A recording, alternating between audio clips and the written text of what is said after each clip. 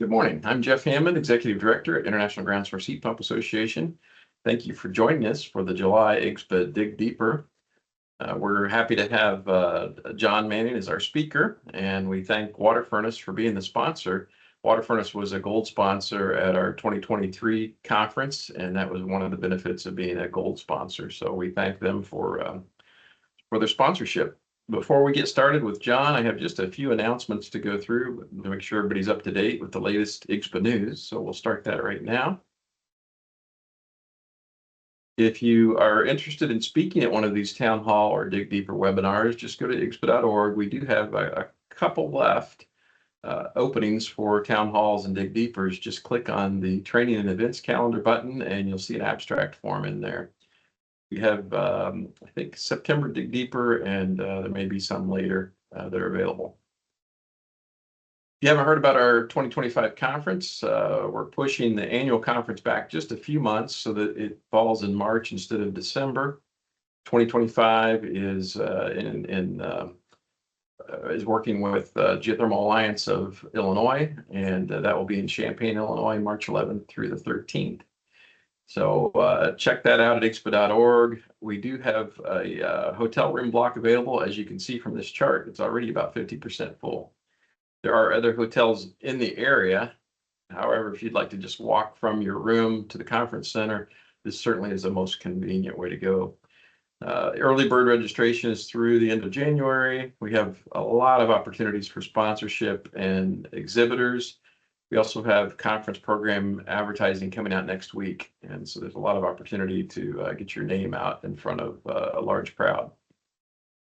We thank our conference sponsors. As you can see, we've already picked up a lot of sponsors for the conference, but there are quite a few available. They won't be for long. If you're interested in sponsoring, check out IGSPA.org. Same goes with the exhibit hall. As you can see here, it's filling up pretty quickly. This is the inside exhibit hall. There's also a heavy equipment section out in the parking lot that includes a table in the lobby. So we're expecting to have quite a bit of interest from multiple types of exhibitors. If you haven't seen this yet, the July Geo Outlook magazine went out on Wednesday to IGSPA members, and it will go out today to BNP Media subscribers. If you haven't heard of BNP Media, that's the organization that publishes ACHR News, Engineered Systems, and so forth. So we have a pretty big audience here. If you haven't received the email about Geo Outlook, make sure you contact us. We've noticed that there are some email addresses that have become unsubscribed for whatever reason. And so if you're not getting the IGSPA news, you wouldn't have been notified about this Geo Outlook magazine. A lot of really good articles this month, and we certainly appreciate the advertisers as well.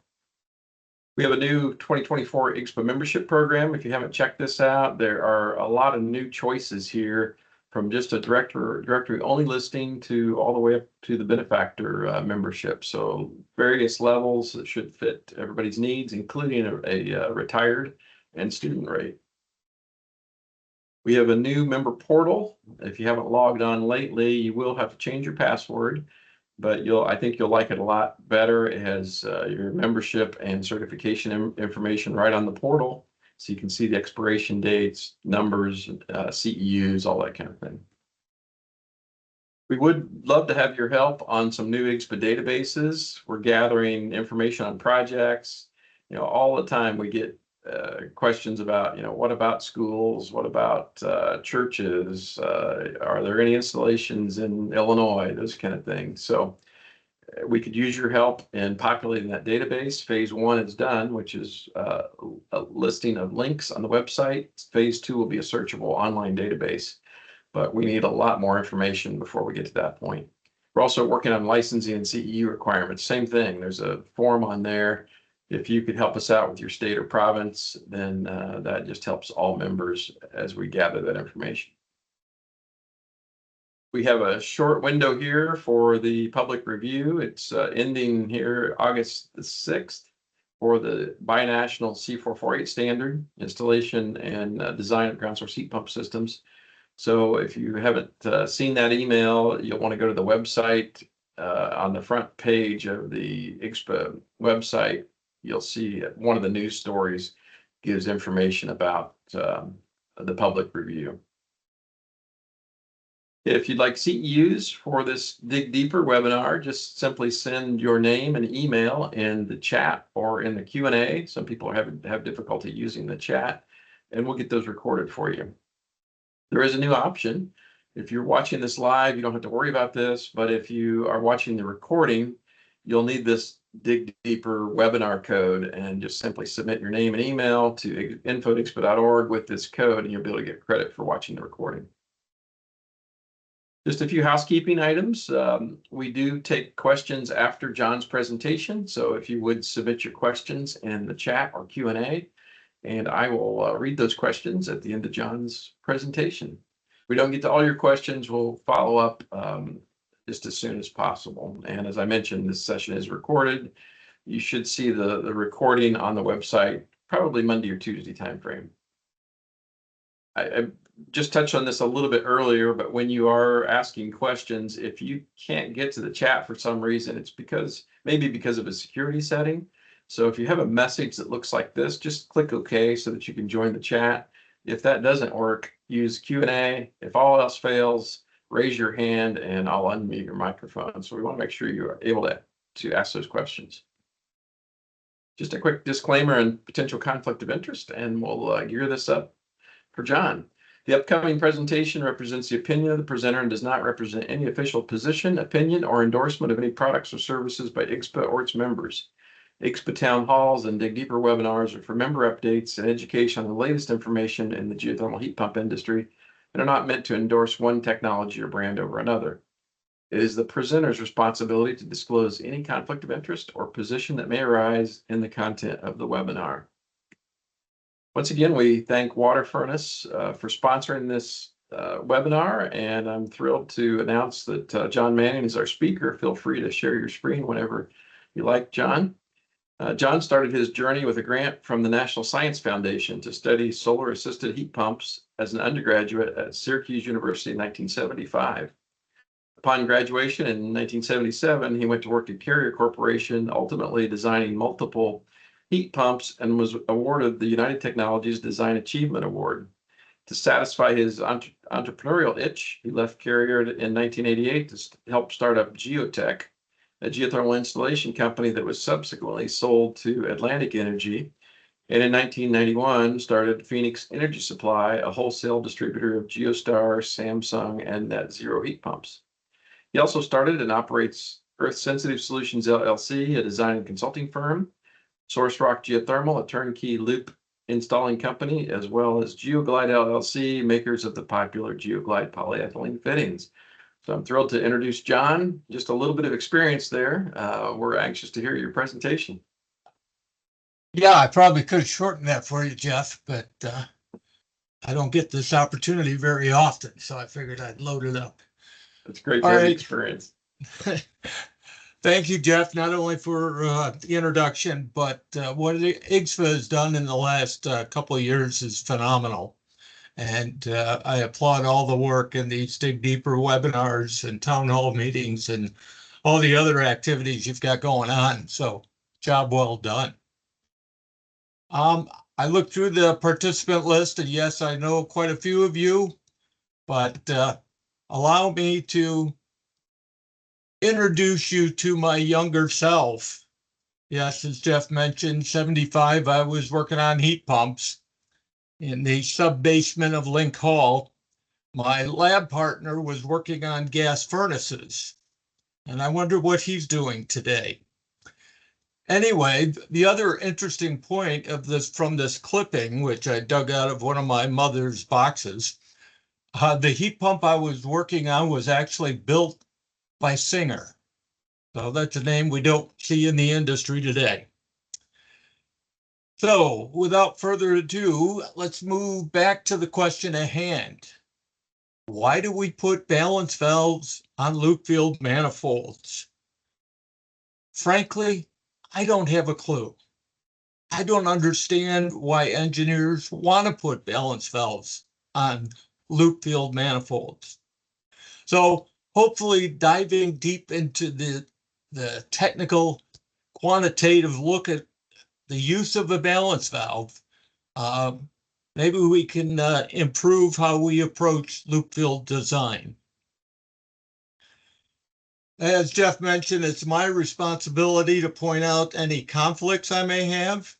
Well, I do sell balance valves, so that's my conflict.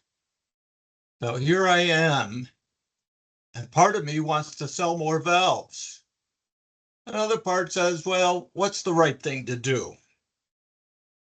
So, so there's my conflict.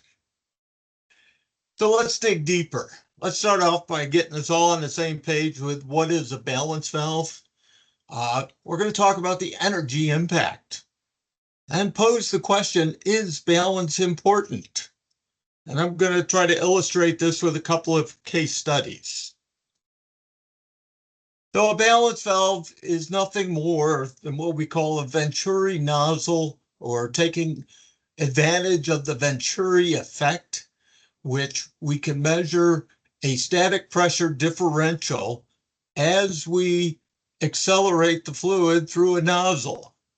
And this difference in pressure from the upstream to the restricted area of the nozzle is what gives us the ability to correlate that pressure drop to a flow rate, and then we can dial it in to be whatever flow rate we want. And balance valves serve an extremely useful purpose on devices that we do want to control flow rate as precisely as we can. Most balance valves, plus or minus 5%, is a pretty standard accuracy that they promote. Some of the better ones go as far as 2% accuracy. Here's some pictures of some balance valves. The Belimo, which to me is the premium standard in the industry for all sorts of valves. They're not cheap. This is a 2-inch valve, $432. Jomar makes a great valve. You can find it online for $258. The valve we tend to choose when we sell valves used to be called FDI, and now they're called IMI, Hydronic Engineering. We sell that for about $250. So how does a balance valve actually work? So these nozzles have a pressure drop curve that as flow rate goes up, the pressure drop goes up as well. So let's use an example of a flow of 54.4 GPM. We'll come back to that number later, but we're going to use that as our example. So at 54.4 GPM, the pressure drop is going to be 140 inches of water column. Turns out to be 11.7 feet of head. And at that flow rate and that pressure drop, that's 150 watts of energy needed to create that flow dynamic. And that's just to overcome the pressure drop of the balance valve. So let's pose the question, is balance important? One of my favorite phrases ever is, we measure it with a micrometer and then we cut it with a chainsaw. And I'll give credit to the late, great Dr. Jim. I don't know if he came up with the phrase, but it was characteristic of him for sure to have phrases like this. We miss you, Jim. Another dimension that engineers often fall victim to is what I call the delusion of precision. Geothermal loops are not like a Baltimore air coil device. It is not 100% quantifiable and predictable in how it's going to perform. We do the best we can to quantify it and design, but we delude ourselves into thinking that there's something precise about a loop field. I'm going to illustrate this with our first case study. I've got 92 bores in 23 groups. Each group consists of 4 1.25-inch loops down a 490-foot bore. We're running 2-inch out to each of these groups. And the length of that 2-inch supply and return varies from 100 to 400 feet. The system design flow was specified at 1250 GPM. The pump was specified at 85 feet ahead and 50 horsepower. The group flow rate, 1250 divided by 23, 54.4. The loop flow rate turned out to be 13.6 per loop. This is a sort of a plan view of the loop field. Each one of these boxes, either blue or green, illustrate the 4 loops that are part of a group. And the furthest one down here in the lower left takes about 400 feet of pipe to get all the way back into the building. The closest group, only about 100 feet away. And we're talking one-way length.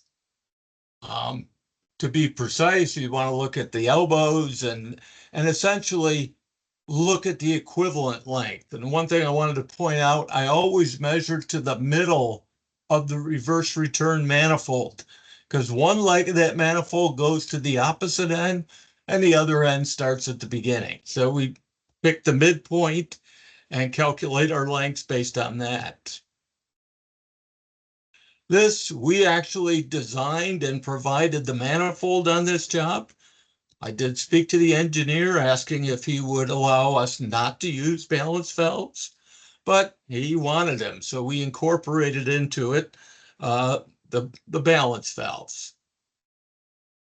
Here's the picture of the actual installation. It's not very often you get to work outside and install a manifold. And actually use some reserved parking, as these signs behind here are kind of interesting. But obviously they're going to build a shelter around this, and it becomes the manifold room, if you will. So I want to illustrate this by using one of our design tools that we developed to help us quantify loop field performance and flow dynamics. So I'm going to walk you through this. You'll see a lot of slides that look like this, so I want to get you somewhat familiar with what we're doing. First thing, we specify the bore depth. We can use this to model horizontal loops. So if you have a 600-foot horizontal coil, we would put a bore depth of 300 feet. So we have to sort of fool the program a little bit. We specify the size of the loop field and a number of feet per ton. We also specify the flow rate in GPM per ton. We specify the antifreeze that's going to be used. In the upper right, we specify the number of loops in the design, and all these numbers come together to define the flow rate per loop, as well as the total system flow rate. We then walk through and we put in the number of header pairs or number of groups. We've got 23. Minimum operating velocity, we have arrived at a number of 1.5 based on the trade-offs between higher velocity for the sake of motivating air to continue to move through the system. And if you push that velocity up too high, you start to pay a penalty and pressure drop. So we've arrived at designing at 1.5 as a minimum operating velocity. We can then also specify the length between loops. 20 feet is pretty typical. We then enter the length one way to the worst case group. So we're out 400 feet away, and we've got 2-inch pipe headed out to that group. Our program will calculate the maximum pipe size in each section of the reverse return manifold. This keeps these pipe sizes consistent with our goal of 1.5 feet per second velocity. So this sort of sets the boundary. We don't want to go bigger than what the maximum calculated size is. However, we do override what the program suggests or calculates as a maximum, and we can reflect the actual sizes that were called out in the design document. So we can enter those numbers. Over on the left, we can pick any size loop pipe you want from 3/4 inch up to 4 inch. And honestly, I've never seen a 3 or 4 inch loop, so we just put it in the matrix here to have it available. Down at the bottom, that reflects a Green Abilities twister coil, which consists of 4 3/4 inch loops. And then we merely select the specific size we want on a given job. In this job, it was 1.25 inches, and that's being reflected up here. And this number here is what guides us. We feel if we can get the loop pressure drop to be at least 70% of the total pressure drop of the system, that it will just naturally balance.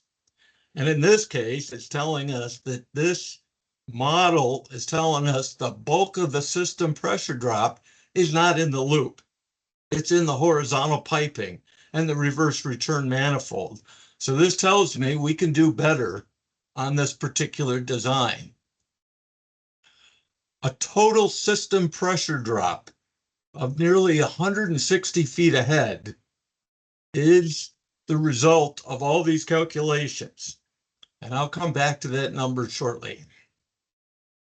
We can also look at the shortest group, or 100 feet one way, and we notice that it would be much better than the furthest group in terms of its pressure drop, and starts to get closer to that desirable 70% number. So let's sort of state the problem. Due to the different lengths of the supply and return 2-inch pipes, the groups simply will not receive the design flow. And by the laws of fluid dynamics, the flow will simply redistribute in a manner that every group will have an identical pressure drop. We have a supply manifold, we have a return manifold. And every group is going to be exposed to those entering pressures and leaving pressures. So by definition, the pressure drops across all the groups will be identical. The flow is what changes to arrive at that equal pressure drop. So the 400-foot circuit will balance out by virtue of all this flow dynamics at 46.2 GPM, or 15% below design. The 100-foot circuit is going to be 15% above design. So the problem, or is it? Assuming that each group has equivalent thermal performance, and that too could be a questionable assumption, but we got to start somewhere. To illustrate why it might be questionable, I did a job right here in Auburn, New York. We had 48 bores. 12 of them were exposed to an underground river. So I guarantee you those 12 loops are performing a whole lot better than the other 36. But aside from that, we'll start our assumption and analysis, assuming that each group is going to be somewhat equivalent in thermal performance. So to illustrate this, on a hot summer day toward the end of August or September, when our loop field is at maximum temperature, we've accumulated our cooling load through the season of cooling, and we're going to be sending potentially water out to the loop field at 100 degrees. Every group is going to get exposed to that same water temperature to dissipate heat into the ground. Therefore, with the same BTUs being transferred in each group, you can calculate what the return water temperature might be. Our 400-foot group operating at 46.2 GPM will be coming back at 88.2 degrees. The shorter, the closest group might be coming back at 91.3 degrees. So a small difference in the delta T that's occurring due to the different flow rates in these groups. But the return water all comes back to the return manifold where all 23 circuits are going to mix together and average out to be 90 degrees. That is then sent to the heat pump to pick up that heat of rejection from the air conditioning load. And that's exactly what a perfectly balanced loop field would do. If every circuit were identical and we had a perfect 10-degree drop in temperature on every circuit, they would still average out to be returning to the heat pumps at 90 degrees. However, this flow balance is not the big problem. There's a much bigger problem, and that gets back to that 158.95 feet ahead pressure drop in this loop field. And based on my experience, I consider that an outrageous number. And let me illustrate why. Energy impact. If you look at each group at 54.4 GPM at 159 feet ahead, and assuming 80% pumping efficiency, it requires 2.73 horsepower on each group. 23 groups were up to 63 horsepower of pumping, and the engineer only specified a 50 horsepower pump. So right off the bat, we're not going to get the flow that we would like to have. And we can look at assuming an annual duty cycle of 30%. In other words, this pump is variable speed, is operating at different speeds throughout the year. We just pick 30%. We do the number crunching. It's going to cost over $18,000 a year just to operate the circulating system in this loop field. The pump energy is simply overcoming fluid friction, the flow through the pipes. Pumping energy turns into heat. Essentially, these pumps are going to contribute over 420 million BTUs into the loop field. That's the equivalent of adding 20 tons of extra cooling load to this system. So the impact of adding all that pump energy to the loop field is an upward shift in loop temperatures. I would say roughly 3 to 5 degrees hotter just due to this frictional heat. And the efficiency of all the air conditioning units operating will be impacted by roughly 5 to 8%, which adds more heat to the loop field. So it's what we call the snowballing effect of making the system less efficient, which adds more heat, which raises temperature, which further reduces efficiency. So the bottom line is excessive pumping energy is a compounding threat. One, it's higher first cost for the pump itself. It's higher operating costs for the pump. It's increasing your air conditioning costs and an overall greater environmental impact, counter to the promise of geothermal. So let's go back to our little calculating sheet here. Excuse me. And look at maybe what we can do. First, look at the 2-inch pipe going out to these groups. That generates roughly a 94 feet of head pressure drop. Well, let's just bump that to 3-inch. Boom, we're down to 15 feet ahead. Very simple change. Improve the situation tremendously. Let's look at our reverse return header at 12.3 feet ahead. Seems high. So we're going to change what was called out in terms of reverse return header piping and increase that size.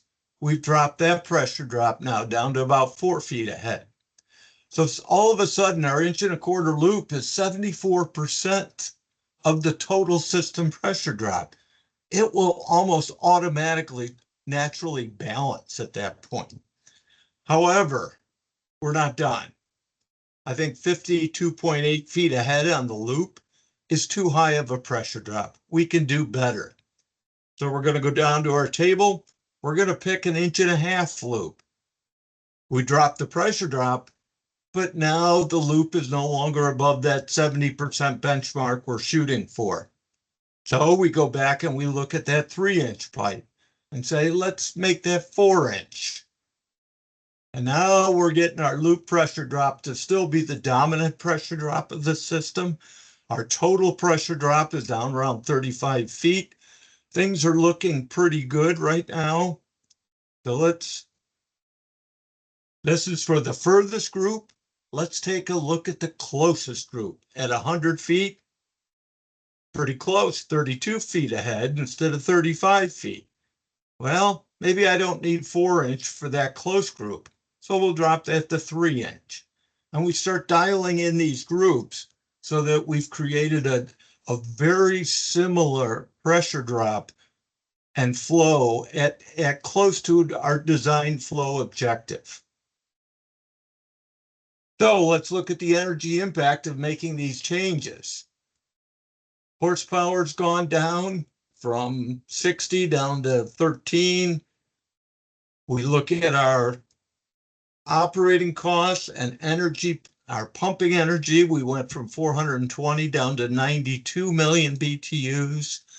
It's the equivalent of only adding 4 tons of extra cooling load. And the cooling efficiency is not impacted as greatly. So here's a little summary of that before and after design change. We've dropped pumping horsepower and the overall pumping impact by 78% by just changing some pipe sizes. So what more is there? Well, I look at 3.5 GPM per ton, and I remember the words of Dr. Kavanaugh that say, you don't need to flow that high in a loop field. The heat pumps are perfectly happy, anywhere from 2.25 to 3 GPM per ton. So let's go with 2.5. It drops our total system flow rate from 1,250 GPM down to 892. And the total system pressure drop is now quite low. Let's look at this energy impact. We'll go through these same calculations and come up with another summary table. So now at 892 GPM, we've gone from 62 horsepower pump down to less than 6 horsepower. Our operating costs and overall energy impact of pumping has been reduced by 91%. There's more, because now we've reduced the load on the loop field by some equivalent 18 ton of air conditioning load. That's worth at least 4 loops. So if the original loop design had already factored in the pumping energy, and we've reduced pumping energy by 91%, we could probably reduce the size of that loop field by 4 loops. 2,000 feet of drilling at roughly $35 a foot, we're looking at $70,000 savings in the loop field. And I think that will more than make up for the extra cost of going to 3 to 4-inch pipe and from 1.25 to 1.5 loops. So going back to our calculator, this looks at our final design now with 88 loops, 890 some GPM, 21 feet ahead. This is what I'd call a good design. I want to move on to case study number 2. And this is one our friend Terry Proffer shared with me. He illustrated it in one of the previous Dig Deepers. And if ever I saw a loop field that was egregiously out of balance, let alone the other problems Terry talked about on this job. But you've got one group with 40 bores You've got another 6 group with 20 bores. You've got one group with 18, one at 13, one at 9. You talk about a potential balance nightmare. This job is it.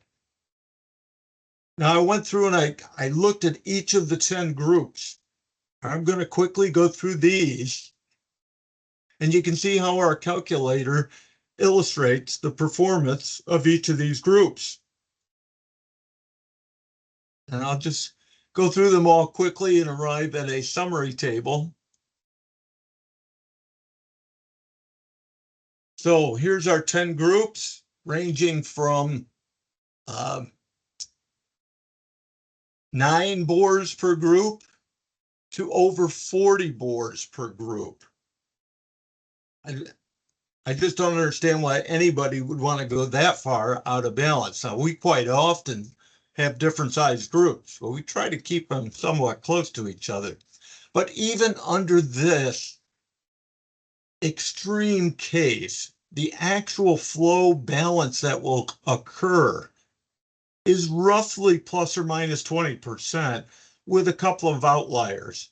The 9 loop group will exceed design by roughly 40%, but all the other ones are still within plus or minus 20%.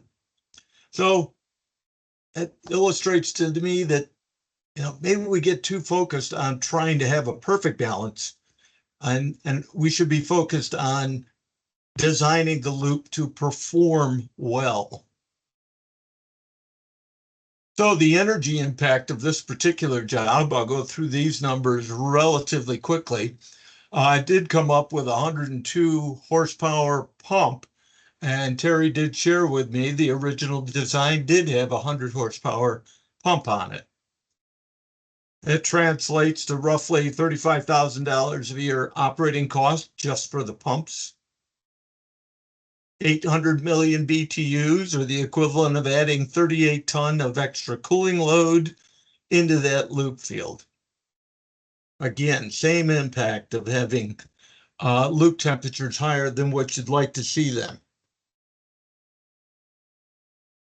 So again, I repeat this, that excessive pumping energy compounds in multiple ways. It's like double jeopardy squared. But frankly, adding a balance valve to this loop field would not solve the fundamental problems of this loop field. So in summary, my suggestion is do not use balance valves on loop field manifolds. Just a waste of money and adds pumping energy. You want to optimize the loop field and balance it through pipe sizing. And above all, be mindful of the compounding impact of pumping energy. It's huge. I did an energy audit of a geothermal system in Pennsylvania where the engineer, one, oversized the pump and felt it was good to operate it at full speed 24 hours a day, 7 days a week. It ended up the pumping energy was greater than all the heat pump energy combined. And that, to me, is almost sinful. So with that, I conclude my remarks and hopefully leave some time for some questions, answers, and I'll turn it back over to you, Jeff. Thanks, John. Great presentation. I'm sure we'll have a lot of discussion here. I guess while we're waiting for questions to come into chat and Q&A, I have a couple myself, if that's okay. No, I'm sorry, Jeff. You can't ask any questions. That wasn't in the contract. Sorry. Yeah. So your first example, you went, according to the ASHRAE Blue Book, Kavanaugh Rafferty book, you went from a grade F pump selection to a grade A and grade A plus, really. Do you find that using that ASHRAE book for a guideline accomplishes the goals that you're using when you design? It seems to fit nicely. Yeah, I certainly subscribe to the what Dr. Kavanaugh and Kevin have pointed out in their articles and books and so forth. Because I think we all subscribe to the notion that geothermal is not being bought for the to brag about having geothermal. It's Right. being bought because of the promise of performance. And if we lose sight of the elements that make up the performance, we're missing the target on what geothermal can do. Great comments. While we're waiting for some other questions here, I've got another one on your Reynolds number. You had 23% propylene glycol in that first example, and as we changed the pressure drop, how did you calculate how it affected the Reynolds number in each of those circuits? I didn't see that, but I was just curious because we really decreased the pressure drop significantly. Yeah, well, the velocity through the loops all remained the same. Okay. And certainly the going from 1.25 loop to 1.5 loop, it's going to be a different Reynolds number. But in my calculating tool, when I drop below 2,500, it changes the formatting and gives me a red background. So it just sort of keeps me aware and mindful of that Reynolds number line in the sand that we try not to go below. And I think it's somewhat arbitrary. You know, the transition from laminar to turbulent actually occurs anywhere from 2,000 to 4,000 Reynolds number. And the worst case scenario is long, smooth pipe. Well, that's what we got. So I'm not sure 2,500 is the hard line in the sand. I'd like to shoot for more like 3,500 to 4,000 to assure us that we have turbulent flow in those loops. Very good point. And then I'm glad to see 23% instead of 30% propylene glycol for sure. While we were discussing those points, Scott sent a question in the Q&A. He asks, how did you arrive at the 70% minimum loop head loss proportion, and why does that threshold mean it's self-balancing? Well, certainly it took a long time for us to arrive at that. It sort of reflects what I call the extreme modeling. You can almost do a thought experiment that if you had very small lines going out feeding a bunch of circuits in parallel, and those circuits were much bigger in diameter, well, all the flow will go through the first loop. It'll never make it to the furthest loop. And then you sort of work backwards, and that 70% number is arrived at through experience and doing some pressure drop modeling and calculations. And since, pressure drop and the relationship to flow rate is a squared function. So really, if you take the square root of 70%, which we'll call it about 90%, or 88, something like that, that sort of reflects the balance that you would get under that scenario.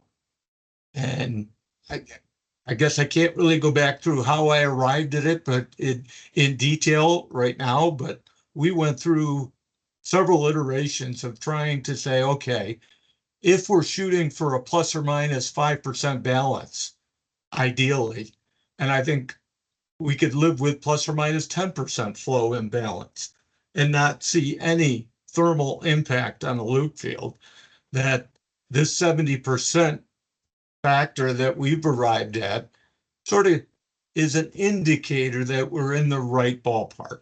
That's all it really is. That's great. Yeah, if you're like me, you live in spreadsheets, so you play a lot of what if scenarios over the years till you figure that stuff out. Yep. Yeah, we're still waiting on some more questions, but I guess in the meantime, maybe you could talk a little bit about pumping and some of the experience you have. It fascinates me the difference between your first design and the second one. Have you found that engineers that you're working with are receptive to looking at these changes? I've had the privilege of working with literally hundreds of engineers over the years. And I don't know what it is about engineers. I kid people. I say I got my PE license so that I could legally pick on engineers. So I've been authorized by the state of New York to pick on engineers. But they I have contractors who are more receptive to learning. And then I find engineers. It's just, they become fixated on thinking they got the answer and they don't want to open the can of worms and discover something different. Um, it's it's an interesting phenomenon, and I want to point out a couple engineers I've worked with over the years. One at Bureau Happold, his name was Alan Shepard. He's not the astronaut, but I worked on a job with him at Bard College, and the first time I met him at a design meeting, we went through the whole meeting, and afterwards he came up to me just thirsty for knowledge. He pulled me aside and we sat for 2 hours just talking about stuff. Um, and I find that very refreshing. And I want to encourage engineers to embrace those opportunities to learn from folks in our industry um, who have literally decades of experience with dealing with this stuff. And I know there's literally hundreds of us out there. We're not that rare. So um, I want to encourage all engineers to just take the blinders off and really learn this stuff. It's full of a lot of nuance. It's not something you can just pick out of a textbook and run with it. You got to understand the implications of the choices you make. I think that's the value in showing start to finish on that example you have. That's super helpful. Barry and Chad have some comments here in the chat. Barry says, great presentation. And then when the pump fails, the pump gets blamed. That's an interesting comment. Chad says, excellent presentation, John. Pumping efficiency needs to be addressed more as you have here, which I 100% agree.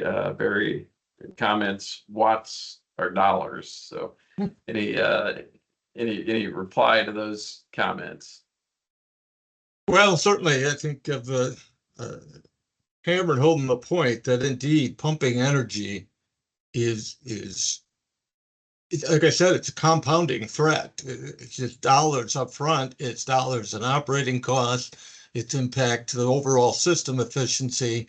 And I ballpark that first case study I used here, that if he had made the changes that I suggested over a 25-year period, that has a $1 million value to the system.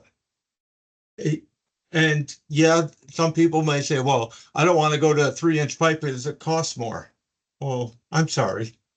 that's the reality. Deal with it. So it's just understanding these intricacies and dependencies on different aspects of a design. And yeah, to me, certainly selecting heat pumps and understanding the building load, those are all critically important. But I think often the loop field impact is just overlooked or not understood well enough. And that's sort of my focus over the years is, and a lot of the work we do, we simply do the loop field design and work with other mechanical engineers that are very good at doing the indoor side. So, but they're just unsure of the loop field side, and that essentially how, we've carved out a slice of the business by offering that kind of service. And I think it's a good relationship because they can focus on what they do best and we can help them deal with the loop field side. That it does take a few decades to get the appropriate scar tissue to design these things. Absolutely. Greg has a question comment here about what's affecting the cooling load, but also affecting the ground loop sizing and overall job cost. Do you find that those pump watts, which turn into heat of rejection, are calculated as part of the loop field sizing, or is that something that tends to be overlooked? I think it's totally overlooked. I as much as I applaud the software tools that we have available to us, I just don't think they capture that pumping impact in the loop sizing calculations as well as they should. They may to some degree, but I haven't found them. I have found my own spreadsheet tools to be a lot more useful in understanding the impact of pumping than using some of the loop field sizing software that's out there. You almost have to place a virtual 4-ton heat pump or something like that in the software to make that work. Exactly. We end up doing that quite often on, loads like domestic hot water load. I don't like the modeling that's done within the loop field software itself. So we impose a 8760 domestic hot water model and dovetail it into our input into the loop sizing model to feel more comfortable that we're truly modeling what we think we're going to end up with. Great way to do that. Jared has a question about the manifold valve. Does the valve need to be the same size as the pipe? Good question. In the first case study where we have some circuits going out at 4-inch and maybe the closest ones are going out at 3-inch, I would reduce them all down to 3-inch before coming into the building and connecting to the manifold, and then make each circuit have a 3-inch butterfly valve on the inside. Because the real impact of these lengths of supply and return is all about the length of the pipe. It's not about the diameter. So reducing it down from 4-inch to 3-inch and then coming into the manifold has a minimal impact. And it just makes, from a practical standpoint, a whole lot more sense to come through the wall with all the same size holes and pipes and metro seals, all the hardware, and have consistent sizing in all the branch circuit valves. I just think it makes for a cleaner package without getting hung up on the slight impact of reducing back down to from 4-inch to 3-inch. Excellent. Plus save some costs there too. Yep. Mike made a comment here. We need to hear more often from John and others that subscribe to this mentality. He's defining true/real honest engineering, not copy and paste. Any comments on that? Thank you. I appreciate the comment. And Tom echoes that sentiment. Great presentation, John. Dr. Kavanaugh's ash rate publication provides detailed calculations of the impact of ground loop flow imbalance as well in Appendix G. That's a really good point. Good. Scott has a question. Is there a threshold you've seen when balancing valves are required for interior pipe runs to heat pumps? Yeah, certainly the value of a balance valve is when you get into the actual hardware that, like multiple heat pumps in a system, it's so hard to predict exactly which ones are going to gobble up more flow than they should and so forth. So when you get above a certain number of heat pumps, it's just not practical to do anything other than put a balance valve on every heat pump and leave it up to the system balancer to dial in every heat pump as it should be. When you get into the smaller, maybe 4 to 10 heat pumps, and you can identify the bad characters, if you will, the ones that already had the highest pressure drop, then I wouldn't restrict their flow anymore. I would simply put a balance valves on the remaining heat pumps that otherwise would gobble up extra flow and deprive that one high pressure drop heat pump from getting adequate flow. So you balance the flow on some of the heat pumps, but not necessarily all of them.